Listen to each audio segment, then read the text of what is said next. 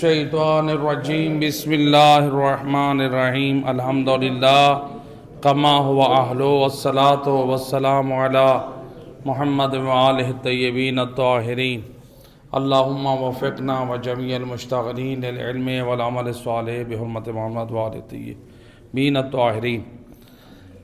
آج چونکہ آخری جمعہ ہے ماہ شعبان کا، تو روایات کے مطابق رسول خدا صلی اللہ علیہ وآلہ وسلم نے آج کے دن ماہ شعبان کے آخری جمعہ کو مسجد النبوی میں عظیم الشان خطبہ دیا۔ بس اس خطبے کا ہم نے صرف ترجمہ کرنا ہے کہ رسول اللہ نے کیا بیان فرمایا، اور اس خطبے کو پھر ہمارے لیے مولا علی علیہ السلام نے نقل کیا۔ یعنی بیان کرنے والے نبی ہیں، ہمارے لیے محفوظ کرنے والے وارث علم نبی علی ابن ابی طالب ہیں۔ صلوات پڑھے محمد و اہل بیت، اللہم صلی علی۔ امام علی علیہ السلام فرماتے ہیں خطبنا رسول خدا صلی اللہ علیہ وآلہ وسلم نے خطبہ دیا فی آخر جمعہ من شعبان، ماہ شعبان کے آخری جمعے کو خطبہ دیا۔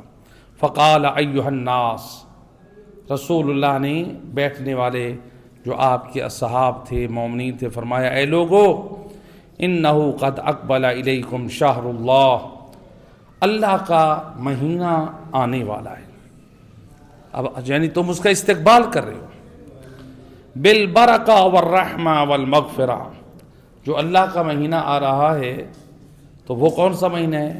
وہ برکت والا ہے، وہ رحمت والا ہے اور مغفرت والا مہینہ ہے۔ یعنی رسول اللہ نے بتایا یہ وہ مہینہ ہے جس میں مومن اللہ کی برکتوں کو بھی حاصل کر سکتا ہے، اللہ کی رحمتوں کو بھی حاصل کر سکتا ہے اور اللہ کی بخشش کو بھی حاصل کر سکتا ہے۔ تو اس مہینے کی خصوصیت ہے اس میں رحمتیں ہی رحمتیں ہیں، اس میں برکتیں ہی برکتیں ہیں، اور اس میں اللہ کی بخشش ہی بخشش ہے۔ اور بد نصیب ہے وہ انسان جو اللہ کی رحمت سے، اللہ کی برکت سے اور اللہ کی بخشش سے محروم رہ جائے۔ تو اس کے بعد امام علیہ السلام نے جو خطبہ رسول بیان کیا، فرمایا شہر ہوا عند اللہ افضل الشہور، یہ ماہ رمضان وہ مہینہ ہے جو تمام مہینوں سے افضل مہینہ ہے۔ وَأَيَّامُهُ أَفْضَلُ الْأَيَّامِ، ماہ رمضان کے دن تمام دنوں کے سردار ہیں، ان سے افضل ہیں۔ وَلَيَالِيهِ، ان کے راتوں سے بھی، ماہ رمضان کے جو دن ہیں باقی مہینے کے دنوں اور راتوں سے افضل ہیں۔ اتنا مبارک مہینہ ہے۔ افضل اللیالی، اس کی راتیں دوسری مہینے کی راتوں سے افضل ہیں۔ وَسَاعَتُهُ أَفْضَلُ السَّاعَاتِ، ماہ رمضان کی ایک ایک گھڑی دوسرے مہینوں کی گھڑیوں سے، اوقات سے افضل ہے۔ هُوَ شَهْرٌ دُعِیتُم فِیہ إِلَىٰ ضِیَافَةِ اللہ، یہ وہ مہینہ ہے جس میں تمہیں اللہ کی مہمان نوازی کے لیے، اللہ کی مہمان نوازی کے لیے دعوت دی گئی ہے۔ یعنی میزبان اللہ ہے اور تم اللہ کے مہمان ہو۔ اللہ اکبر، یعنی خدا ہم سب کو دعوت دے رہا ہے، آ جاؤ میرے اس مہینے میں، میری رحمتیں لے جاؤ، میری برکتیں لے جاؤ، میری بخشش لے جاؤ۔ تو اللہ ہمیں یہ دے رہا ہے، جس طرح ہم کسی کو اپنے گھر میں بلا کے اس کو کھانا کھلاتے ہیں، پانی پلاتے ہیں، اس کی شان کے مطابق عزت کرتے ہیں، اللہ بھی کہہ رہا ہے آؤ میرے مہینے میں مہمان بن جاؤ، پھر میں تمہیں رحمتیں بھی دوں گا، برکتیں بھی دوں گا، اور تمہارے دامن میں جتنے بڑے بڑے گناہ ہوئے اگر تم نے سچے دل سے توبہ و استغفار کی، مہربان اللہ سارے گناہ معاف کر دوں گا۔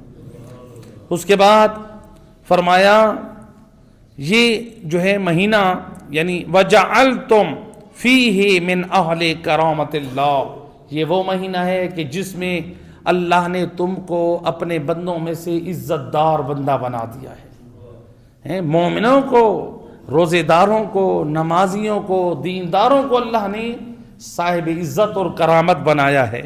فرمایا انفاسکم فیہ تسبیح، یہ وہ مہینہ ہے جس میں روزے داروں کا سانس لینا تسبیح خدا ہے۔ ہم حالانکہ سانس لینے پہ مجبور ہے.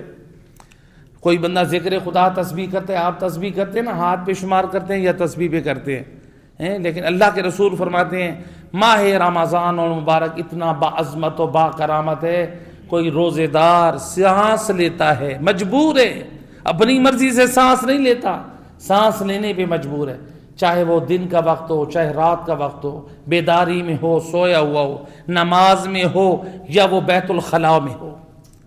سانس, مومن کا سانس کسی حالت میں بھی, اللہ اکبر, جب وہ روزے کی حالت میں جس جگہ پہ بھی ہو جس حالت میں بھی ہو, اس کا ایک ایک سانس اللہ کے نزدیک تسبیح خدا ہے. یہ روزے داروں کا مقام ہے. صرف وہ لوگ جو روزہ رکھے, جو روزہ نہیں رکھے جان بوجھ کے, ان کی تسبیح سانس تسبیح نہیں ہے. ہاں عذر شرعی مجبور ہے نہیں رکھ سکتے تو ان کے لیے علیحدہ حکم ہے, تو بہرحال ان کی نیت کو بھی دیکھا جائے گا اور ان کے عمل کو بھی دیکھا جائے گا. اور اس کے بعد فرمایا وَنَوْمُكُمْ فِيهِ عِبَادَةً, اے روزے دا اے مومنو, ماہ رمضان اتنا باعظمت مہینہ ہے, اس میں تمہارا سو جانا اللہ کے نزدیک عبادت شمار ہوتا ہے. عبادت ہے, تم سو گے, اللہ کہتا ہے میرا بندہ روزے دار سو رہا ہے, فرشتوں اس کا یہ سونا بھی عبادت لکھ دو. اللہ اکبر. وَعَمَلُكُمْ فِيهِ مَقْبُولٌ, روزے کی حالت میں جتنا بھی اعمال صالح کرو گے, چھوٹا کرو گے یا زیادہ کرو گے, اللہ کے نزدیک سارے قبول ہو جائیں گے. وَدُعَاءُكُمْ فِيهِ مُسْتَجَابٌ, اور روزے کی حالت میں ماہ رمضان میں تمہاری ہر مانگی جانے والی دعا اللہ کی بارگاہ میں مستجاب ہوتی ہے. یہ کتنی عظمت ہے روزے دار کی, اللہ اکبر. روزے شرط ہے کہ روزے کی معنویت ہمارے اندر ہو, روزے سے ہوں, پھر ہمارا سانس تسبیح بنے گا, پھر ہمارا سونا عبادت بنے گا, پھر ہمارا ہر عمل اللہ کی بارگاہ میں مقبول ہوگا, اور پھر اس کے بعد آپ نے اور دعا ہماری مستجاب ہوگی. پھر آپ صلی اللہ علیہ وآلہ وسلم نے فرمایا فَاسْأَلُوا اللَّهَ رَبَّكُمْ بِنِيَّاتٍ صَادِقَةٍ, اپنے اللہ سے سچے دل سچی نیتوں سے سوال کرو, نیت صادقہ سے سوال کرو.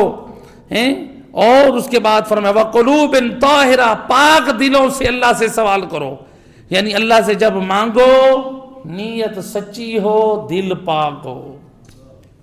دل پاک ہونا چاہیے. کس سے پاک ہو؟ شرک سے پاک ہو, کفر سے پاک ہو, نفاق سے پاک ہو, ریاکاری سے پاک ہو, دکھاوے سے پاک ہو, مومن کے بارے میں بغض اور عناد اس سے پاک ہو. یہ ساری نجاستیں ہیں نا, یہ گندگیاں ہیں, تو لہٰذا ہمارے دل ان سے پاک ہوں. اللہ کے رسول نے فرمایا دل تمہارے پاک ہو, نیتیں سچی ہوں, تو پھر جو ہے کیا ہے, اس طرح تم اللہ سے سوال کرو. ان یوفقکم لصیامہ وتلاوت کتابہ, تو اللہ تعالیٰ سے توفیق روزے کی دعا مانگو یا تلاوت قرآن کی دعا مانگو. کیسے, کس حالت میں؟ سچی نیت سے, دل کی پاکیزگی سے. تو یعنی توفیق خدا بھی شامل حال تب ہوگی جب زبان میں سچائی ہوگی اور جب دل میں طہارت اور پاکیزگی ہوگی. پھر اس کے بعد آپ نے فرمایا فَإِنَّ الشَّقِيَّ مَنْ حُرِمَ غُفْرَانَ اللَّهِ فِي هَذَا الشَّهْرِ الْعَظِيمِ, آپ نے فرمایا بدبخت ہے وہ شخص, شقی ترین یعنی بدبخت ہے کائنات کا وہ شخص جو اس ماہ رمضان میں اللہ کی رحمت سے محروم رہ گیا.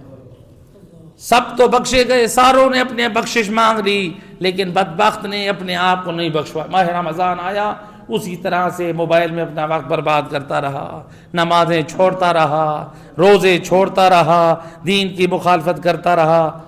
تو لہٰذا ہوتے نا بعض لوگ, کسی نے ایک مومن نے بتایا کہ ہم شب قدر میں جب مسجد میں نامہ اعمال کے لیے جا رہے ہیں تو ایک شخص مجھے کہہ رہا ہے جاؤ جاؤ مسجد میں, ابھی تک تم بخشے بھی نہیں گئے ہو.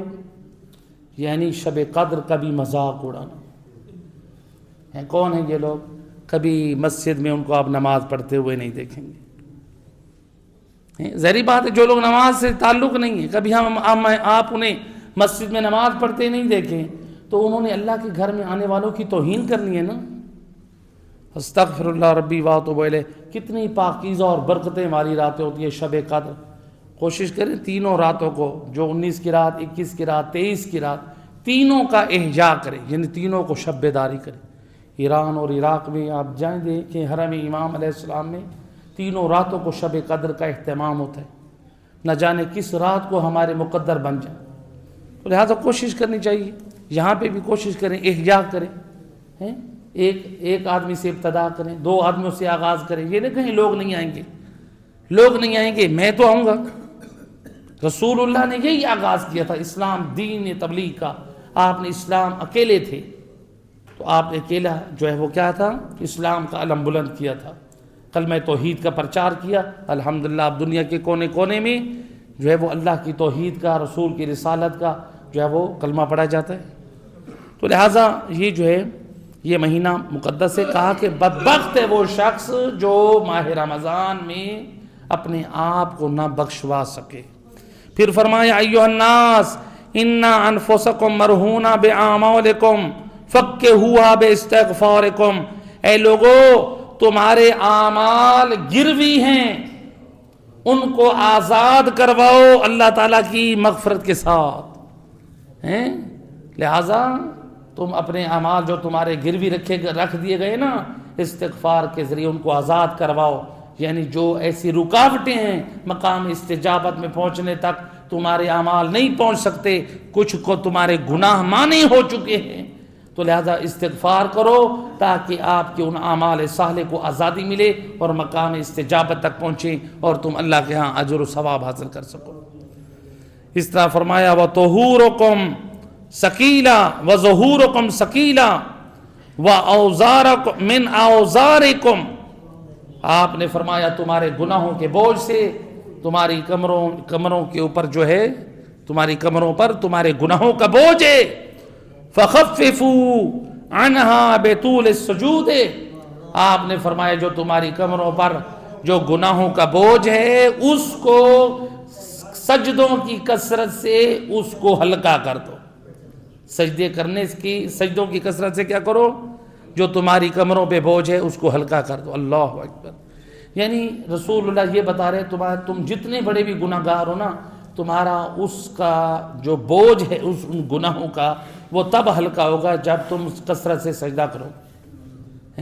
اس لیے ملتا ہے روایات میں ایک شخص نے جب دیکھا رسول خدا صلی اللہ علیہ وآلہ وسلم، اللہم صلی علی محمد وآلہ، رسول اللہ اپنے گھر کی سفیدی کر رہے تھے تو اس نے کہا یا رسول اللہ میں آپ کی مدد کروں، ہیلپ کروں. آپ نے فرمایا آ جاؤ. تو وہ رسول اللہ کے ساتھ اس نے مل کے سفیدی کرائی گھر کی. جی تو لہٰذا اس کے بعد اس نے کہا کہ یا رسول اللہ نے فرمایا کہ تمہاری کوئی حاجت ہے کہ تو نے میرے ساتھ یہ جو ہے میرا ہاتھ بٹھایا ہے تو اب تمہارا میرے اوپر حق ہے، کوئی حاجت ہو تو بیان کرو. کہتے ہیں یا رسول اللہ اگر میری ایک حاجت ہے کہ میری جنت کی ضمانت دے دے. رسول کے گھر کو چونا کرانے کے ساتھ وہ چاہتا ہے جنت مل جائے. سید الانبیاء فرماتے ہیں تو تم یعنی ٹھیک ہے تمہارا میرے اوپر حق ہے، لیکن میں تم سے پھر سفارش کرتا ہوں، اعنی بکثرت السجود، تم کثرت سجود سے مجھ نبی کی مدد کرو، میں تمہاری جنت کا ضامن ہوں. کثرت سجود ہے. کیوں کہا رسول اللہ نے تم میری مدد کرو؟ یا رسول اللہ آپ کی کثرت سجود سے کیسے مدد ہوگی؟ چونکہ دنیا میں بتوں کے سامنے سجدہ ہوتا تھا. رسول اللہ نے بتایا نہیں، بتوں کو نہیں، اللہ کو سجدہ کرنا. تو کہا جب تم اللہ کو سجدہ کرو گے تو گویا یہ مجھ نبی کی مدد کرو گے. تو جو اس سجدے کو زیادہ کرے، لمبا کرے، عام کرے، تو لہذا کیا ہے وہ مجھ نبی کی مدد کرتے ہیں. آپ خود دیکھیں مولا علی علیہ السلام کا سر کہاں پر، عبد الرحمن ابن ملجم نے تلوار کہاں چلائی؟ انتظار سجدہ. دشمن بھی جانتا ہے ہم علی کے ساتھ میدان جنگ میں نہیں آ سکتے، اگر علی کو بھی ہم ضرب لگا سکتے ہیں تو سجدے میں. اللہ اکبر. اور اسی طرح امام حسین علیہ السلام نے بھی سر سجدے میں رکھا. تو لہٰذا سجدہ جو ہے وہ حسین ابن علی نے سر اپنی مرضی سے رکھا ہے، لیکن سجدے سے سر شمر نے اٹھایا سر قلم کرنے کے بعد. تو اس سے بھی ایک پیغام ملا حسینیت نام ہے سجدے میں سر رکھنے کا، اور یزیدیت نام ہے سجدے سے سر اٹھوا دینے کا۔ تو یعنی اگر کوئی ہمارے سجدوں کو پسند نہیں کرتا تو یہ شمر کا کردار ہے، اور اگر کوئی سجدے گزار بنتا ہے یہ حسین ابن علی کا پاک کردار ہے۔ صلوات پڑھیں محمد وآل محمد، اللہم صلی علی محمد وآل محمد وعجل فرجہم۔ آپ نے فرمایا ایھا الناس من خفف فی ھذا الشہر اما ملکت یمینہ خفف اللہ علیہ حسابہ۔ جو شخص اپنے ماتحت لوگوں پہ نرمی کرتا ہے اللہ قیامت والے دن اس کے حساب میں نرمی کرے گا۔ اپنے ماتحت لوگوں پہ نرمی، جیسے نوکرانیاں ہیں، غلام ہیں، ملازم ہیں، ان کے اوپر نرمی کرنا، یا پھر یہ ہے کہ اپنی بیوی اور بچوں پہ نرمی کرنا۔ نرمی سے مراد یہ نہیں ہے کہ مثلا مثال کے طور پر ہمارے ماتحت ہو سکتا ہے کہ کوئی یہاں پہ یہ سمجھ لے مثلا کوئی ملازم ہے یا خادم ہے کہ وہ اپنی ذمہ داری سے غفلت برتے، نہیں۔ نرمی سے مراد ہے کہ بے جا ان کے اوپر غصہ نہ کیا جائے، ان کے اوپر بے جا جو ہے بعض لوگ ہوتے ہیں نا جی، تھوڑی تھوڑی بات پہ غصہ کرنا، ناراض ہونا، تو لہٰذا کہا کہ اپنے ماتحت بندوں کے ساتھ نرمی کے ساتھ، حسن اخلاق کے ساتھ پیش آؤ، عفو درگزر کے ساتھ، یعنی ان سے غلطی ہو جائے ہیں جی، ظاہری بات ہے انہیں جان بوجھ کے تو نہیں کی ہوگی، تو لہٰذا عفو درگزر سے کام لو، اور تاکہ اللہ تعالیٰ تم سے میدان معاشر میں عفو درگزر سے کام لے۔ اس کے بعد فرمایا ومن قف فیہ شر قف علیہ غضب یوم یلقاہ۔ جو شخص لوگوں کو نقصان پہنچانے سے اپنا ہاتھ روکے گا، اللہ قیامت والے دن جب اللہ سے ملاقات کرے گا تو اللہ اس کے اوپر غضبناک نہیں ہوگا، یعنی لوگوں کے اوپر جو ہے وہ یہ نہ ہو کہ ہر وقت ان کو نقصان پہنچائے۔ ومن اکرم فیہ یتیما اکرمہ اللہ یوم یلقاہ۔ جو اس مہینے میں کسی یتیم کی عزت کرے گا، اس کی کفالت کرے گا، جب اللہ سے ملاقات کرے گا تو اللہ پھر اس مومن کی عزت کرے گا۔ پھر فرمایا وَمَنْ وَصَلَ فِيهِ رَحِمًا وَصَلَهُ اللَّهُ بِرَحْمَتِهِ يَوْمَ يَلْقَاهُ۔ جو ماہ رمضان میں رشتہ داروں سے صلہ رحمی کرے گا، اللہ قیامت والے دن جب اللہ سے ملاقات کرے گا اللہ پھر اس کے اوپر رحمت کرے گا۔ ہوتا ہے ماہ رمضان لوگ اپنے رشتہ داروں سے قطع رحمی کر دیتے ہیں، پورا ماہ رمضان روزے رکھے، نمازیں پڑھے، اللہ اللہ کے رشتہ داروں کے بارے میں بغض، نفرتیں، ہم عید کو اس کے اوپر ملنے نہیں جائیں گے، ہم عید کے اوپر ان کو اس طرح کر دیں گے، تو یہ کیا ہے؟ استغفر، امام رسول اللہ سمجھا رہے ہیں خبردار، ماہ رمضان صلہ رحمی کا مہینہ ہے، قطع رحمی کا مہینہ نہیں ہے۔ اس کے بعد فرمایا ومن تطوع فیہ بصلاۃ۔ جو ماہ رمضان میں مستحب نماز پڑھے کتب اللہ لہ براء من النار، اللہ کی طرف سے حکم جاری ہوتا ہے اس کے لیے جہنم سے آزادی کا پروانہ لکھ دو۔ یعنی 2 رکعت نماز نافلہ آپ نے پڑھی نا، ہمارے لیے حکم خدا کی طرف سے ہوتا ہے، اس کے لیے جہنم کی آزادی کا پروانہ لکھ دو۔ اللہ اکبر۔ اور پھر فرمائے ومن ادى فیہ فریضہ کان لہ اجر من ادى 70 فریضہ فیما سواہ من الشہور۔ آپ نے فرمایا جو شخص ماہ رمضان میں ایک واجب نماز پڑھتا ہے، مثلا صبح کی 2 رکعت آپ نے پڑھی، فرمایا دوسرے مہینے میں 70 نمازیں صبح کی پڑھنے سے بھی افضل ہے۔ ماہ رمضان میں ایک صبح کی نماز یعنی اتنی بافضیلت، دوسرے مہینے میں 70 دن کی صبح کی نماز سے افضل ہے یہ نماز۔ تو یعنی کس قدر رسول اللہ اپنی امت کو اعمال صالح کی طرف، نماز کی طرف، روزے کی طرف ہیں جی، رشتہ داروں سے جڑ رہنے کی طرف ہیں، اور پاک کے دل کی پاکیزگی اور طہارت استغفار کی طرف رغبت دلا رہے ہیں۔ اور فرمایا ومن اکثر فیہ من الصلاۃ علیہ ثقل اللہ میزانہ یوم القیامہ تخف الموازین۔ آپ نے فرمایا جو شخص میرے اوپر اس مہینے میں کثرت سے درود بھیجے گا تو اللہ سبحانہ و تعالی میزان کے اوپر جب لوگوں کے نام اعمال تولے جا رہے ہوں گے، لوگوں کے نام اعمال ہلکے ہوں گے ہیں، تو میرے اوپر درود پڑھنے کی برکت سے اللہ اس کے نام اعمال کو بھاری کر دے گا۔ اللہم صلی علی محمد وآل محمد وعجل فرجہم۔ لہذا ماہ رمضان میں چلتے پھرتے درود شریف پڑھیں، لیکن یاد رکھیں نبی کے ساتھ نبی کی آل کو یاد رکھنا ہے۔ اس لیے نبی فرماتے ہیں میرے اوپر جو ہے وہ دم کٹا درود نہ بھیجنا، یعنی میرے اوپر درود پڑھو تو میرے ساتھ میری آل پہ بھی درود پڑھو. تو لہٰذا یعنی بعض اوقات ہوتا ہے نا لوگوں کے ذہن میں سوال آتا ہے بھئی ایک روایت میں رسول اللہ نے فرمایا کہ میرے اوپر صلوات بھیجو، تو لیکن بعض روایات میں یہ موجود ہے رسول نے فرمایا جب بھی میرے اوپر صلوات بھیجو تو میری آل کو شامل کرو. تو لہٰذا اس کے بعد آپ نے فرمایا ایھا الناس ان ابواب الجنان فی ھذا الشہر مفتحہ، اے لوگو اس مہینہ ماہ رمضان میں جو ہے وہ کیا ہے، جنت کے دروازے کھول دیے گئے ہیں. فاسألوا ربکم ان لا یغلقھا علیکم، اللہ سے سوال کرو یہ جنت کے دروازے تمہارے اوپر بند نہ کرے.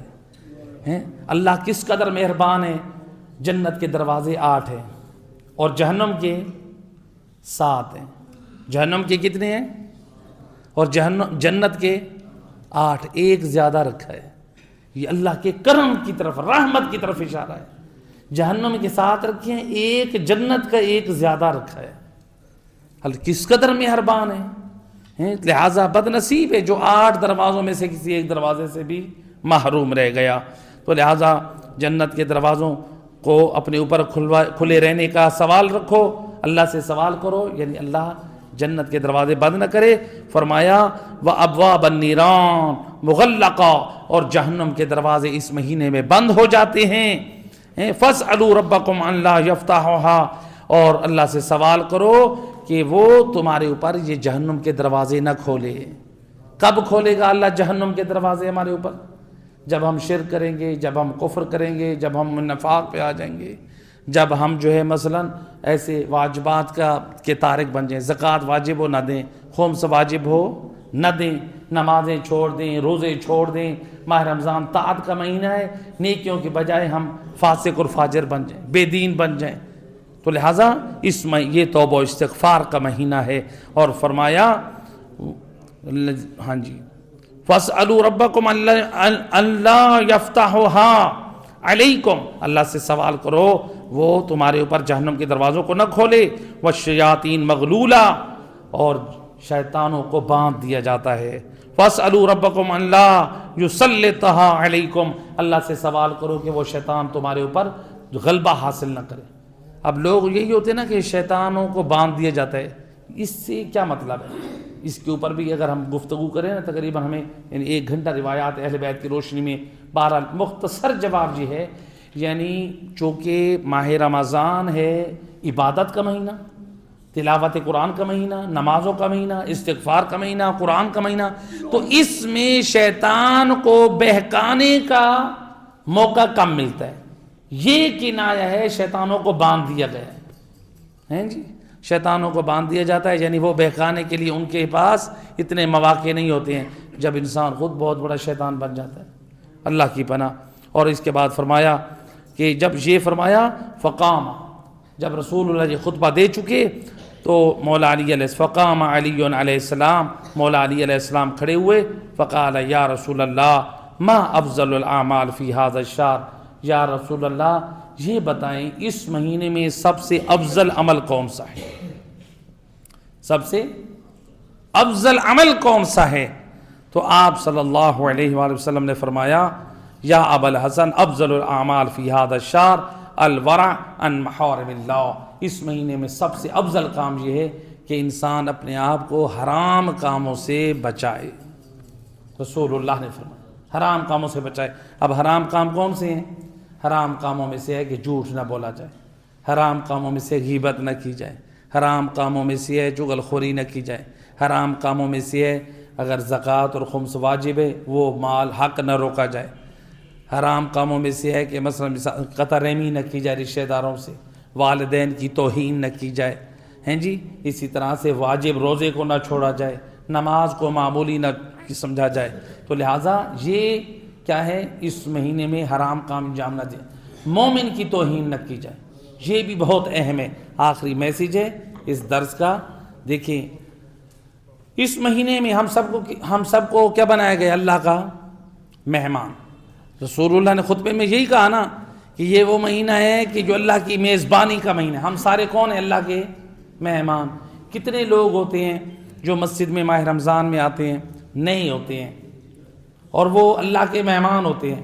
تو بعض لوگ دل برداشتہ ہو جاتے ہیں، یا مثلا بعض ٹرسٹیز ہوتی ہیں مساجد میں، یا بعض جو کمیٹی ہوتی ہے وہ، یا دوسرے لوگ ان کے اوپر گرم ہوتے ہیں، یہ کھانے کے لیے آ جاتے ہیں، یہ پینے کے لیے آ جاتے ہیں، ان کو پورا سال نماز یاد نہیں ہے، یہ گناہان کبیرہ میں سے ہے۔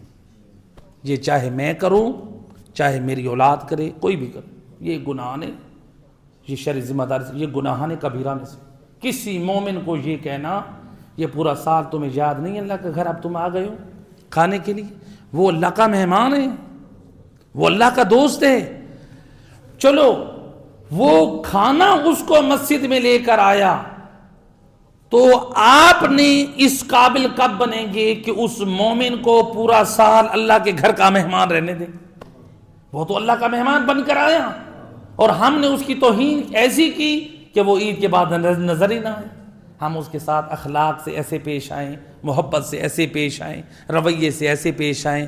ہم پورا مہینہ آ رہے ہیں، اس کو اچھی تربیت دیں، اس کی اصلاح کریں، فکری طور پہ، اصلاحی طور پہ، تاکہ اس کو 30 دنوں میں اس کو فائدہ حاصل ہو۔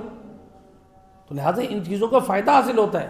مجھے ایک بات سے صرف آخری بات کر رہا ہوں، مجھے ایک نوجوان بتا رہے تھے، ہمارے درس میں پچھلے ماہ رمضان میں آتے رہے، تو وہ کہتے ہیں کہ قبلہ صاحب آپ کے درس میں آنے کا فائدہ یہ ہوا کہ پہلے میں اپنی بیوی اور بچوں کو ٹائم نہیں دیتا تھا، تو پھر جب میں جو ہے اپنے گھر میں اپنی بیوی اور بچوں کے لیے جلدی اپنے کام سے آنے لگ گیا، تو میں نے کہا کہ میں آپ لوگوں کے لیے آتا ہوں، آپ مجھے ٹائم نہیں دیتے۔ تو انہوں نے شکوہ کیا، میری گھر والی نے کہا کہ پہلے تو آپ نے ایسا نہیں کرتے تھے، نہ ہمارے لیے ٹائم ہوتا تھا، نہ بچوں کے لیے ٹائم ہوتا تھا، آتے تھے تو آپ بلکہ ہمارے اوپر غصہ اور ناراضگی کا اظہار کرتے ہیں۔ تو وہ خود کہہ رہے ہیں کہ میری زوجہ کہتی ہے کہ اس کا مطلب ہے یہ جو آپ مدرسہ الحجت میں جو درس قرآن میں جاتے ہیں، تو یہ ان دروس کا یہ اثر ہے کہ جب سے آپ شرکت کرنے لگے ہیں وہ ہمارے اوپر بھی مہربان ہو گئے ہیں اور بچوں کے ساتھ بھی۔